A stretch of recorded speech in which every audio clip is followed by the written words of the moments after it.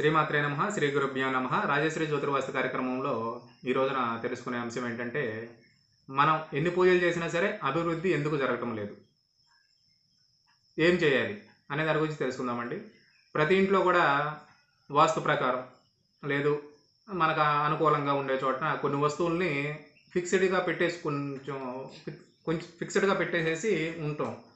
అయితే ఏమవుతుందంటే ఆ ఫిక్స్డ్గా పెట్టడం వల్ల ఏమవుతుందంటే వస్తువుల్ని అవి ఎక్కడికి కదలకుండా ఉండటం వల్ల ఏంటంటే మన అభివృద్ధికి చాలా వరకు అడ్డంగా ఉంటాయి.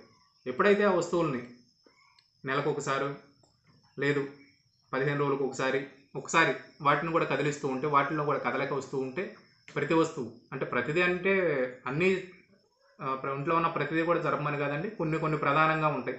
టేబుల్స్, కుర్చీలు, లేదనుకుంటే డైనింగ్ టేబుల్స్, ఎక్సెట్రా ఎక్సెట్రా చిన్న చిన్న వస్తువులు. అప్పుడప్పుడు వాటిని మనం పడుకునే మంచం కూడా అలాంటి వాటిని కొంచెం కదిలిస్తూ అప్పుడప్పుడు కొంచెం అటు ఇటు మూవ్ చేస్తూ ఉంటే ఏమవుతుందంటే ఆర్థిక అభివృద్ధి జరుగుతుంది. అలాగే ఇంటిల్లాలు ఉదయాన్నే నిద్ర లేవగానే పాచిముఖాన ఎప్పుడైతే పొయ్యి అంటించి పాలు కాయటం కానీ కాఫీ పెట్టడం కానీ ఇలాంటివి చేసినప్పుడు ఏంటంటే ఆర్థిక అభివృద్ధి కుంటుపడుతూ ఉంటుంది. ఇల్లాలు ప్రతి ఇల్లాలు ఏంటంటే ఇది ఒక మతంతో సంబంధం లేదండి. ప్రతి ఇల్లాలు కూడా పొద్దున్నే లేచిన వెంటనే తను కనీసం కొంచెం మొహం కడుక్కొని బ్రష్ చేసి తర్వాత కొంచెం తన అలంకారం చేసుకుని, ఎంత 5 నిమిషాల్లో అయిపోతుంది. అలంకారం చేసుకుని ఈ కాఫీ పెట్టడం, పొయ్యి అంటించడం, సూర్యభగవానికి నమస్కారం చేసుకుని, అగ్నికి నమస్కారం చేసుకుని ఒకసారి నిత్యకృత్యంలో ఇంటి పనులు ఎప్పుడైతే స్టార్ట్ చేస్తుందో ఇంటి అభివృద్ధి ఎప్పుడే ముందుగా అడుగు వేస్తూ ఉంటుంది.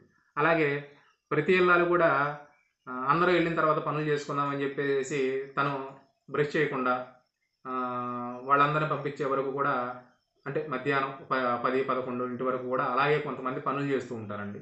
చేసుకోండి, మీ మీ పనులు మీ ఇష్టం. కాకపోతే ఏంటంటే మీ అభివృద్ధి ఎప్పుడైతే మీరు అలా చేస్తారో మీ అభివృద్ధి అలా ఆగిపోతుంది. మీరు నిద్ర లేవగానే ప్రతి ఇల్లాలు కూడా నిద్ర లేవగానే తన నిత్యకృత్యంలో బ్రష్ చేసి కొంచెం తను ఫ్రెష్ అయ్యి ఇంటి కార్యక్రమం ఎప్పుడైతే స్టార్ట్ చేస్తుందో ఆ ఇంట్లో ఎప్పుడు కూడా అభివృద్ధి కనపడుతూనే ఉంటుంది. అలాగే ప్రతి ఒక్క ఇల్లాలు కూడా తను ఏ కార్యక్రమం చేసినా సరే ఒకసారి భగవంతుని తలుచుకుని భగవన్నామస్మరణ చేస్తూ, లేదు భర్తను తలుచుకుంటూ, పిల్లలను తలుచుకుంటూ, లేదు మన పెద్దలను తలుచుకుంటూ ఎప్పుడైతే ఇంట్లో నిత్య కార్యక్రమాలు చేస్తుందో ఆ ఇంట్లో సుఖ సంపదలు, ఆర్థిక అభివృద్ధి, అలాగే భర్తకి పనిలో ఎప్పుడు కూడా ఒత్తిడి లేకుండా మంచి దిగ్విజయంగా అన్ని పనులు సక్రమంగా చేసుకుని ఇంటికి తిరిగి వస్తాడు. అలాగే పిల్లలు కూడా చదువులో ముందడుగు వేస్తూ ఉంటారు. ప్రతి ఇంట్లోనూ కూడా అభివృద్ధికి ఇల్లాలే ప్రధాన అడుగు, ముందడుగు అని చెప్పడం జరుగుతుంది. ధన్యవాదాలు.